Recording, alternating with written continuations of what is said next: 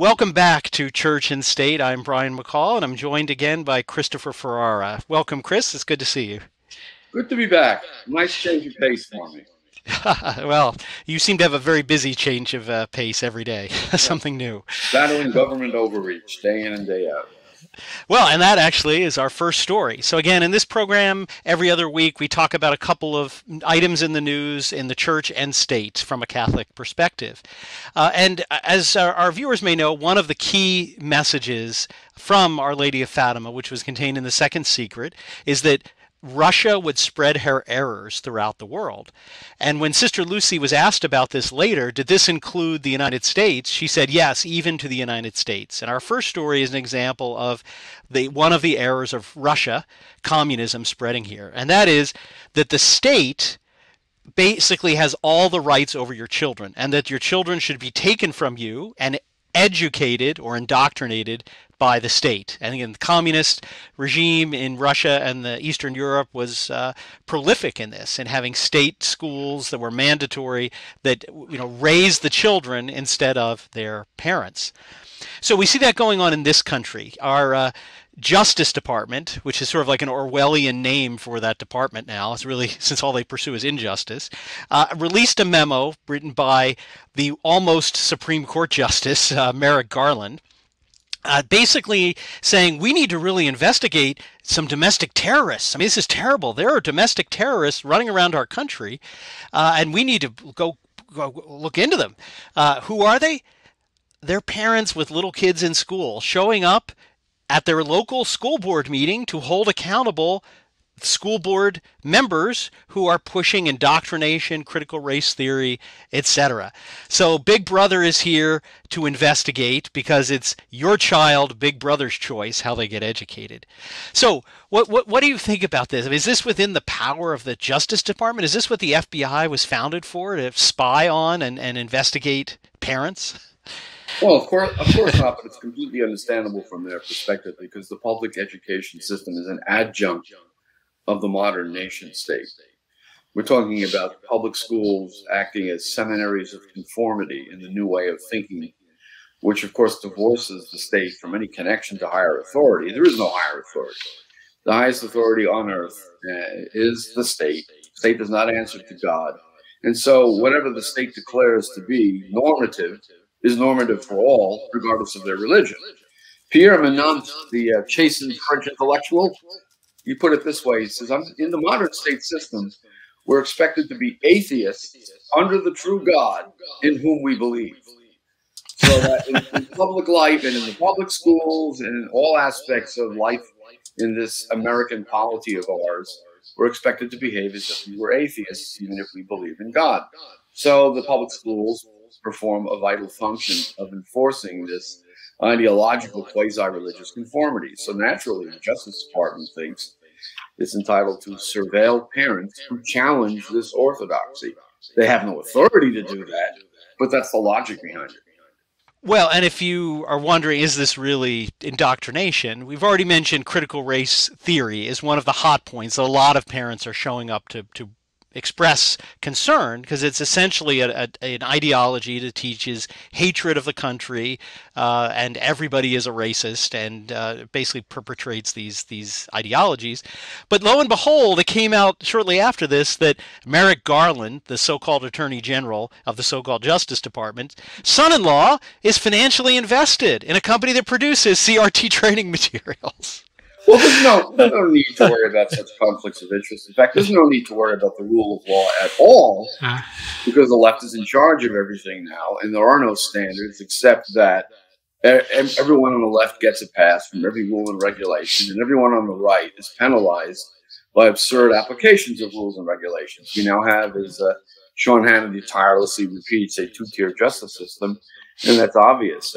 Look at the treatment of the January 6th protesters as compared to the rioters who have invaded federal buildings, including the Senate building, during the pink protests that they had. They're treated very lightly, slap on the wrist if they're prosecuted at all. And people who were strolling around the Capitol building after the doors were open and they were chatting with the guards, these people are treated as insurrectionists attempting to overthrow the Republic, and many of them are in solitary confinement. So, what can one say? And it's obvious what's going on here. The government has been instrumentalized to silence political opposition. They control the presidency, they control Congress, and they pretty much have stymied the Senate. So, essentially, we have a regime of left-wing tyranny, which I'm resisting as much as possible at the state level in these suits against vaccine mandates and other draconian COVID-19 restrictions. So this is what we have to deal with. Well, and sort of the end footnote to this story, it's not just CRT that these parents are upset about, because that was highlighted in one of these domestic terrorists who was named in the Justice Department memo, was a father of a young girl who was a freshman in high school. This was in Loudoun County, California. And he showed up because the school board was going to introduce more gender ideology, and boys are girls, girls are boys, and they don't have to be separated by bathrooms. In other words, boys can go into girls' bathrooms. Well, knowing human nature what it is, lo and behold, guess what happened when they already implemented this in this poor girl's school? A boy dressed like a girl, wearing a skirt, went into the girl's bathroom and sexually assaulted his daughter, his, I think, 13-year-old daughter at the time. The school board knew about this, knew it would be bad press for pushing this through the whole school, so they quietly transferred the student to another school where he apparently assaulted another girl in a girl's bathroom. And the father showed up to express his outrage, and he got pretty heated. I watched the video. I mean, I would be pretty upset if a school that I entrusted my daughter to sent boys into the bathroom and attacked my daughter. And this is what the Justice Department cites as an example of a terrorist. Dissent from the official narrative about anything is now considered terrorism. Dissent equals terrorism. And that's the label they're applying. And it's the idea is to chill freedom of expression in opposition to the official narrative. That's what's going on here at every level of government. If you question the vaccine narrative, then you're a conspiracy theorist and a domestic terrorist. If you question school board policy, then you're a domestic terrorist, and so on and so forth. If you walk through the Capitol building after the gates are pulled aside so that you can get in there, even if you're chatting with the guards and strolling around like you're on a field trip, that's terrorism. You're overthrowing the republic. They had no intention of overthrowing anything. But if you apply the label terrorist to your political opponents, you have a totalitarian state. We're seeing the framework for such a state being erected before our eyes. The only hope we have of taking it down is at least getting control of the Congress back. But I'm telling you right now, unless the presidency returns to Republican control, this is never going to end, because whatever legislation the new Congress might adopt after the midterm elections will be vetoed by so-called President Biden, whose puppet masters will tell him what to do, what to sign, what to veto, what questions to ask to which reporters, and so on. Well, it's interesting. Last week, on another program for Catholic Family News, which you can find on their channels, I interviewed Monica Smith, who's a young Catholic activist down in Australia, and she told us her story. And she was put in prison for protesting the government, using her free speech. And they basically said to her, well, if you want to get out on bail, you have to delete everything you ever wrote and promise never to oppose the government again. And I said, wow. I mean, these are stories in the 1960s you'd read about. And again, Russia jails someone because they're in opposition to the government. But here it's happening in Gulag. We have the Gulag now. And, but it's simpler because the Gulag's like in your house, or they don't even have to build Gulags more expensively. That's true. Yes. Of course, there is literal jail time, too. So look at the Canadian pastor, Pastor Pavlovsky, arrested again at the Calgary airport for the offense of speaking out against the official narrative. He was let out on bail, and the condition of his bail is that he must echo the official narrative of COVID-19 every time he speaks on the subject. Compelled speech is a condition of his freedom. And he says, I will not obey, so he's going to get arrested again. So people are being jailed for thinking the wrong thoughts and speaking the wrong ideas in public. So it's tyranny by any other name. And so that's what we have. That's what we're contending with, because the left is now in control, thanks to the last election in the United States. And if you think that election was fair, well, I have some Florida swampland you might be interested in. Right. Well, so that's again where Russia's spreading her errors. It's come to Loudoun County, California. It's come probably to a school board near you. The errors of Russia, that the God given right, but also duty of parents to rear and educate their children is being taken over by the party, by government officials who think they know better. As Hillary Clinton tried to put it more surreptitiously, it takes a village to raise a child, which was kind of code for this communist idea. No, it takes a husband and a wife to raise a child. That's what with the support of the church. Well, now she would say it takes a police force to raise a child. Exactly. Yes. If you object to the way they're raising your child, the police will come in and arrest you and take you off to jail. Yes. What happened to that father in Loudoun County, California?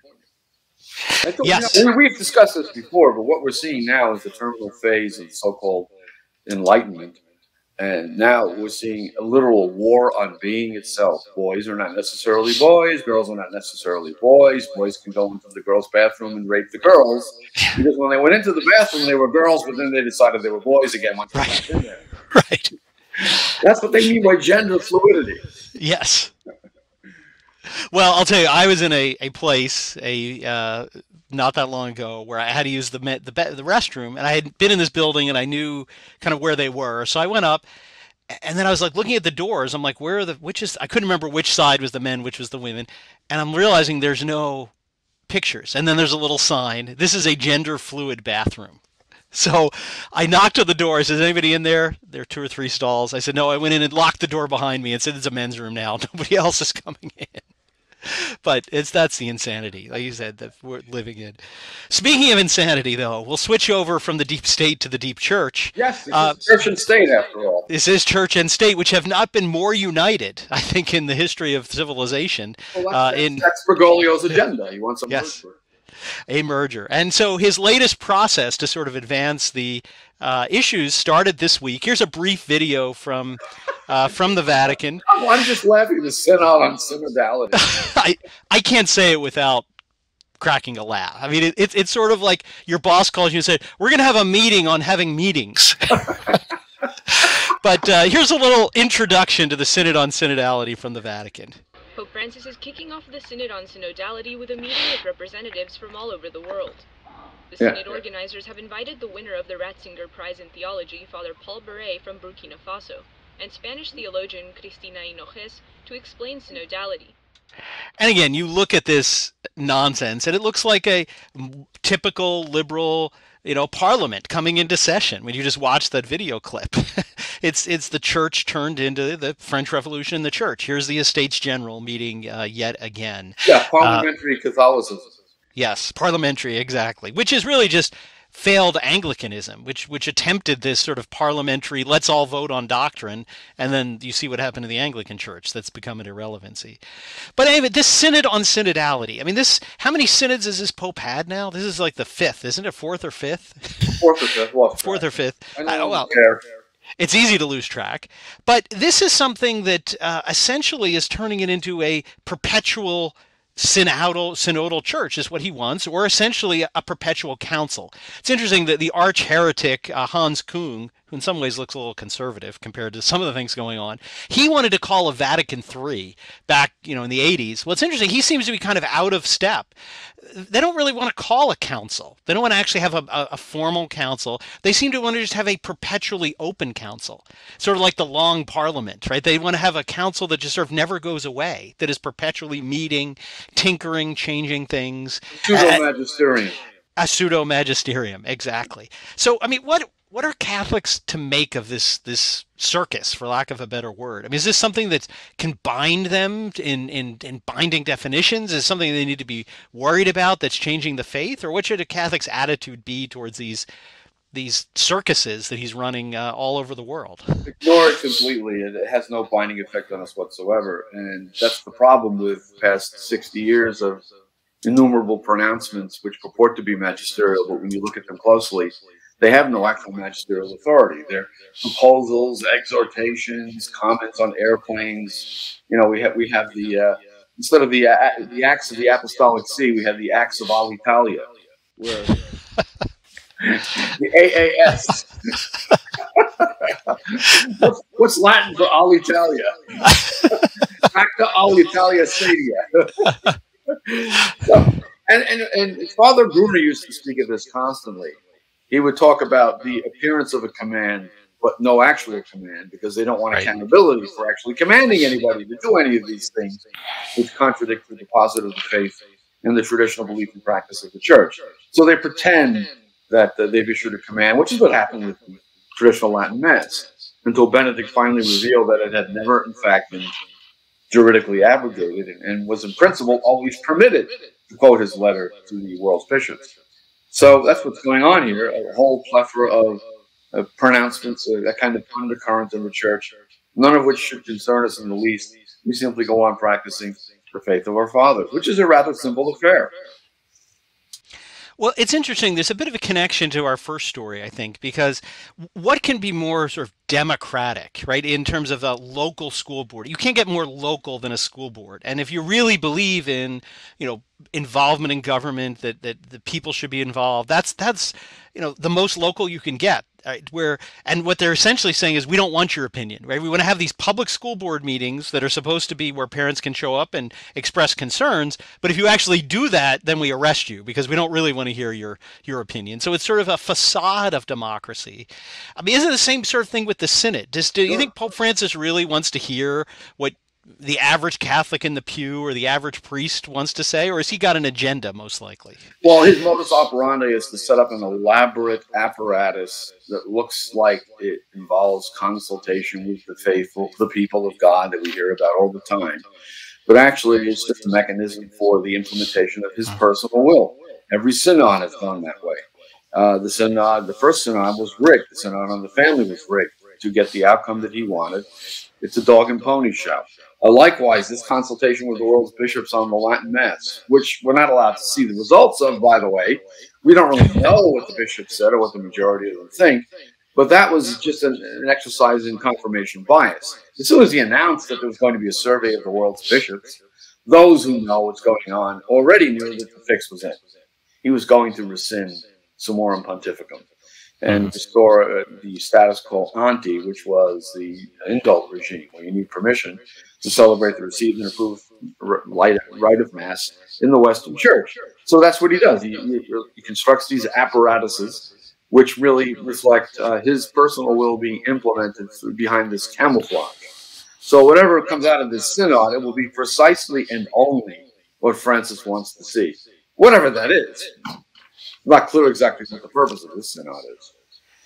No, it is a bit hidden in terms of what the objective is. Although the one clue we have is that Francis, in one of his ramblings, indicated that the model for the Synod on Synodality is already happened, and he pointed to the German Church as an example of what he wants the Synod on Synodality to do.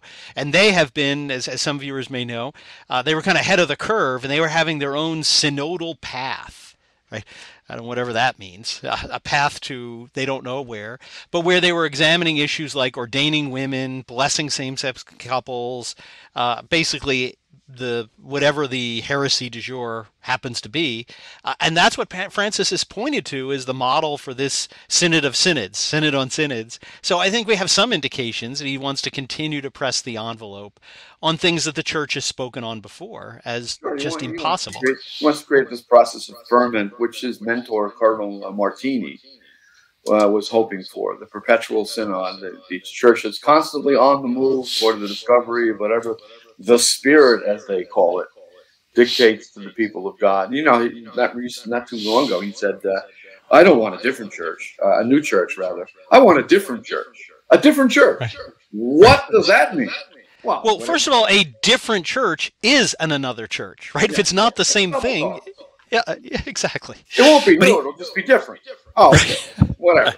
So he's just unleashing a process of endless turbulence, and then things will bob to the surface in the midst of the turbulence, and we'll have the latest innovation. So maybe it'll be lady deacons, Maybe it'll be some additional ministries for women. Maybe it'll be intercommunion with Protestants in some circumstances, which will be very limited. And then within about 72 hours, it will become the norm. Right. So we don't know what he has in mind, but he's up to no good. We know that much. This is a pope, let us remind ourselves, who said not too long ago, maybe 3 weeks ago, do we observe the commandments? Well, yes, we do, but not as absolutes.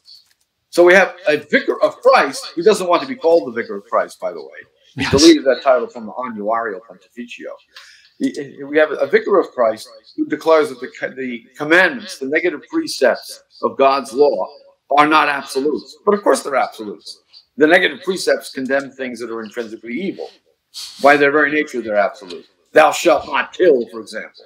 Thou shalt not commit adultery. He's rather soft on that one. Right. And I don't see him really holding the line on thou shalt not kill either. He's all upset about the death penalty. He wants the world to abolish it immediately. And he'll say things about abortion, such as the abortionist is a hitman. That's very nice. But where is the call for worldwide abolition of abortion alongside capital punishment? Never hear it. You never hear it because he's not interested in abolishing abortion as much as he is abolishing capital punishment, which is the punishment of the guilty. Absolutely. We had another example of this last week because he has said a few things about, as you said, abortion is murder. We can't allow it. But as the old saying, as your mother probably told you, right? Actions speak louder than words. And so he says this, but then last week he receives in a very chummy audience, Beaming. Nancy. Beaming. Yeah, beaming. Light. Yes, Nancy Pelosi. Oh, isn't that nice? Look at that.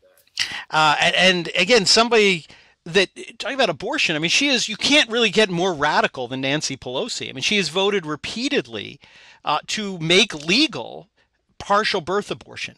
Again, all abortion is murder, but obviously there are degrees of sort of brutality, of grotesqueness. And this is someone who, not only believes it's murder, but believes you can be almost born. You can be partway born, and you should be allowed to then just essentially slaughter the child. That if you waited a few more seconds, they'd be all the way out. But sorry, you were a few seconds too late. And this is she's being embraced by him. Certainly not chastised. Well, and he knows what her positions are on issues yes. like abortion, and there they are holding hands. He's delighted to receive her. Look at the other pictures from that encounter. Nothing but smiles and chumminess and camaraderie. He's never met a heretic he doesn't like, essentially. And that includes communist dictators like Evo Morales, who gave him the infamous Marxist crucifix. Yes, which he, again, and a lot of these are excuses. Oh, it's not clear. He didn't know what was going on. But again, someone like Nancy Pelosi, she's been around for decades. I mean, it's not like something we may not really know her position. It's been pretty clear. So it's sort of the sycophants who want to defend the emperor's no clothes, try to act like maybe he didn't really know, is really no one can take that seriously. And let's remember what he said about abortion in the context of the American political situation. First, he says abortion is murder. Okay, and then in the same comments, he goes on to say, but that's the abstract proposition. The concrete application of it requires pastoral sensitivity. Right. Therefore, politicians who promote abortion should be allowed to receive Holy Communion. So he states the orthodox proposition, and then in modernist fashion, he undermines it in practice. So, and he distinguishes falsely between the abstract truth and the concrete application, which is a disjunction between the moral order and living the moral order. And that disjunction destroys the moral order, because if you're not required to live it, what good is the abstract proposition? Exactly. This is so Jesuitical. It boggles the mind that we have a pope like this, and the only Jesuit pope in history, by the way. So yes. Well, and I just couldn't help this comparison. You saw the beaming face and the handshake. I just contrast this when he met another person a few years ago, who many people have said, wow, he seems more Catholic than the Pope. And it's hard to argue with that. There he is. He grabs Nancy Pelosi and won't let her go. Look at the distance between them. Oh, and notice though that Melania is wearing a veil. Yes. Because that's the traditional garb when you meet the Holy Roman Pontiff. When you meet the Vicar of Christ, you put a veil on your head, not out of respect for the person, but out of respect for the office. Nancy Pelosi comes in with her hairdo, which she had done in the midst of the lockdown at a beauty parlor that was supposed to be closed, but not for her. And she has no veil, and she's clutching the Pope's hand like they're bosom buddies. Yeah. Well, and again, like you said, well, first of all, Melania is not even a Catholic. She's, not even a Christian, but she at least recognized diplomatic protocol, right? If you're going to a foreign sovereign and there's a particular protocol, well, she honored it. Where Nancy Pelosi, who's a Catholic, who should know better, doesn't. But I think actually Melania is a Catholic, although she's not Melania. I'm sorry, I meant the daughter. The daughter, yeah. The daughter with the veil, or Melania herself? So they both have a veil, actually. Melania, so you're right. She was raised a Catholic, but the daughter, I can't remember her name now. What's her name? Yeah. The other, who is actually apostatized. She married a non-Christian. But again, in either event, Nancy Pelosi should certainly know. But yeah, they were both his daughter and his wife were wearing, veils. But that's the state of the deep church, which Archbishop Vigano calls a bureau of the deep state. Like I said, listen, that's not even melodramatic. It is a bureau of the deep state. It is. It's serving the aims of the deep state. This Pope is more concerned with carbon emissions than he is with saving souls from hell, if he even believes that hell exists, because as we know with his interview with his atheist friend, yes, he thinks that perhaps there is an annihilation of the souls of the damned. The annihilation is heresy. And when that was reported as his opinion, he didn't deny it. Yes, not at all. Not at all. Well, I don't know what to make of this Pope, but I can say one thing. There's never been one like him in 2,000 years. No, which tells you all you need to know. He makes Paul VI look like Pius X. Well, I don't know if I go that far, but no. Well, that's what our view is of church and state this week. If you enjoyed our discussion of these topics, tune back in about another 2 weeks, and we'll have another episode looking at current events in the church and state. Maybe so good luck. An update on our challenge to the vaccine mandate in New York State, which is going to be argued in the Second Circuit on the 27th. Please pray for a good outcome in that case. Yes, pray for the good work that Chris does with the St. Thomas More Society. So thank you and keep up the good work. And I'll see you next time, Chris. Okay. God bless. Take care.